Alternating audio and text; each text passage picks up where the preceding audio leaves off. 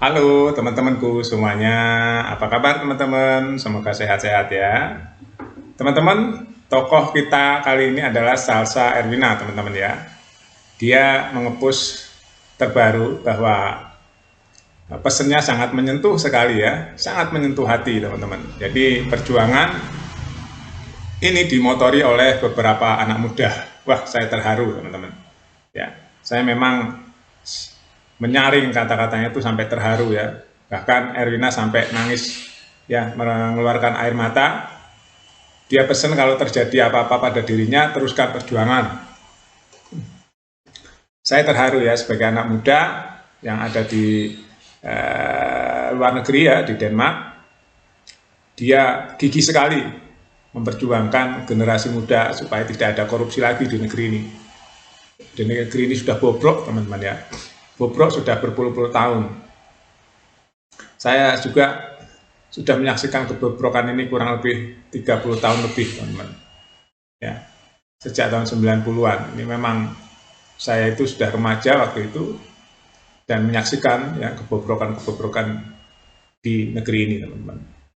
Jadi kalau orang luar mungkin nggak ngerti ya, setelah saya ada pengalaman dan memiliki akses baru saya tahu kebobrokan pengelolaan. Makanya Indonesia lama sekali majunya. Padahal Indonesia memiliki sumber daya yang luar biasa. Ya.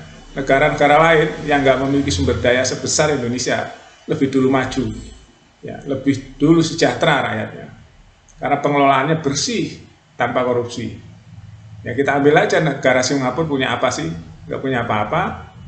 Ya. Jadi manajemennya bagus, pengelolaannya bagus, bisa menjadi negara maju. Denmark juga nggak punya sumber daya kaya Indonesia, tapi negaranya negara paling bersih di dunia, korupsinya paling rendah, penduduknya paling bahagia. Ya, Indonesia yang memiliki segala-galanya, ya, di alam, isi alam, di laut, di udara, ya, di atas tanah, semua sumber daya. Tapi rakyatnya masih banyak yang miskin, masih banyak yang nggak sekolah. Ini ada salah kelola. Jadi yang kaya hanya orang-orang tertentu saja, yang menikmati keluarga tertentu saja, kelompok-kelompok tertentu saja. Ya. Sementara rakyat mau berubah susah sekali. Ini yang bikin saya terharu atas pesan-pesan dari Salsa Erwina ini teman-teman. Dia pesan kalau terharu saya. Kalau dia terjadi apa-apa pada dirinya, lanjutkan perjuangan. Dia bahagia, bisa bersuara, ya, dan memutus, paling nggak punya harapan ya, memutus korupsi di negeri ini. Ya, jadi jangan biarkan negeri ini dirampok oleh para koruptor dan orang-orang jahat. Jadi negeri ini memang salah kelola, ya, salah kelola. Sudah lama salah kelola, nggak transparan, ya, pengelolaannya segala macam nggak, segala segi nggak ada yang transparan. Nah hari ini ada harapan, tapi ini pun belum meyakinkan rakyat. Belum meyakinkan rakyat, ini baru janji-janji. Ya. Khususnya DPR. Semua ada ketentuan di DPR, karena dia wakil rakyat. Kalau wakil rakyatnya nggak benar ya negeri ini nggak akan benar. Kalau wakil rakyatnya benar ya negeri ini akan benar. Sebenarnya nggak sulit teman-teman. Asal benar-benar orangnya orang terpilih bahwa ingin memajukan Indonesia. Bukan memajukan dirinya, kelompoknya, keluarganya, dan sebagainya.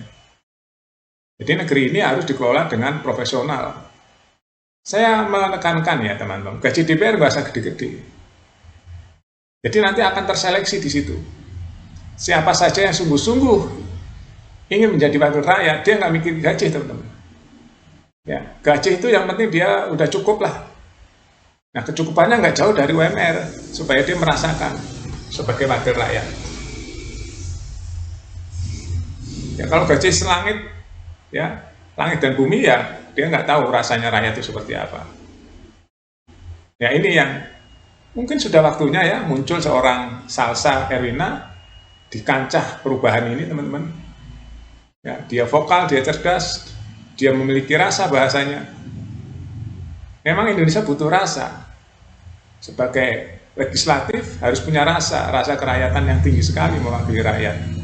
Sebagai eksekutif memiliki rasa juga untuk pengelolaan yang benar dan profesional, transparan. Sebagai yudikatif juga harus begitu. Semua harus clean and clear. Ya, nggak ada istilah sedikit pun di otak tuh ada korupsi. Karena mereka sudah dibayar oleh rakyat. Seharusnya seperti itu kalau cinta negara ini. Berarti mereka itu nggak cinta negara ini kok, para koruptor itu. Nggak cinta sama negara. Dia nggak peduli mau negara maju mau enggak, yang penting dia korupsi. Ya, itu. Kalau orang korupsi berarti dia nggak cinta dengan negeri ini. Nggak cinta dengan masa depan negeri ini, nggak cinta masa depan generasi penerus. Kan dia mengkorup dan memikirkan dirinya dan keluarganya dan kelompoknya. Ini yang harus diputus. Ini yang harus dipotong. Ini yang harus dibersihkan. Ya, mental-mental korupsi ini. Ini sudah terjadi berpuluh-puluh tahun lalu, teman-teman. Sampai hari ini. Nah, ini janji-janji DPR ya, ketua-ketua partai. Ini sedang disorot juga. Rakyat sudah cerdas hari ini. Rakyat sudah memiliki pengalaman bahwa janji-janji para pemimpin ya tidak mudah dipercaya begitu saja. Dia ingin janji itu dilakukan dan direalisasikan. Kalau orang sudah dinonaktif kan jadi DPR, apakah dia masih mendapat gaji atau tidak, ini rakyat ingin tahu hari ini. Ya, kalau orang sudah nonaktif tapi masih makan uang rakyat, rakyat pasti akan marah lagi. Karena yang dia makan persennya itu adalah serupiah pun itu adalah pajak rakyat, uang rakyat. Ya, itu harus kembali ke rakyat. Jangan dimakan orang-orang yang tidak seharusnya. Apalagi sampai dikorupsi.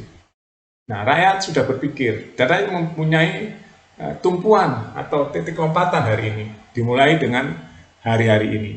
Ya, dimulai dengan kejadian-kejadian yang sangat luar biasa dan makan korban satu ya sebagai pahlawan perjuangan, yaitu Ojol atau Arfan.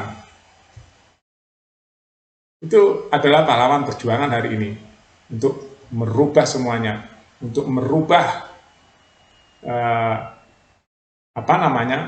kepengurusan negeri ini. Kalau dari sini nggak ada yang mau berubah, ya, ini pasti nanti akan lebih parah lagi, teman-teman. Masih akan lebih parah lagi. Jadi orang-orang nanti akan terseleksi oleh alam, ya, akan terseleksi oleh waktu. Siapa-siapa yang sungguh-sungguh cinta negeri ini, dia pasti nggak mau korupsi. Ya, kayak DPR nih ya, saya sarankan gajinya sekitar 10 atau 15 juta saja. Ya, atau 3 kali UMR aja lah. Ya, 15 juta, kalau dia nggak mau berarti dia nggak cinta negeri ini. Semudah itu. Masih banyak anak-anak muda yang berkualitas yang mau digaji 15 juta sebulan, teman-teman, untuk menjadi wakil rakyat. Ya, untuk transportasi, naik angkutan umum, ya, sampai ke gedung DPR, dia ngantor, pulang lagi pakai angkutan umum, pakai busway, ya, atau trans, atau pakai MRT, nah, pulangnya ada yang naik kereta, seperti rakyat biasa saja. Itulah wakil rakyat. Jadi wakil rakyat harus berasal dari rakyat dan kehidupannya seperti rakyat. Itu teman-teman ya. Jadi saya sangat terharu mendengar pesan dari Sasa Ervina kalau terjadi apa-apa dengan dirinya, dia titip 280 juta rakyat Indonesia untuk meneruskan perjuangannya. Itu yang saya hargai dan saya apresiasi, dan saya juga sempat mengeluarkan air mata, teman-teman. Ya, itu dulu teman-teman opini dan apa yang harus kita tunggu, yaitu realisasi dari janji-janji pemerintah dan janji-janji DPR. Kalau hanya omong-omong saja, saya yakin akan terjadi lagi lebih parah lagi nanti demonya. Terima kasih, sampai jumpa.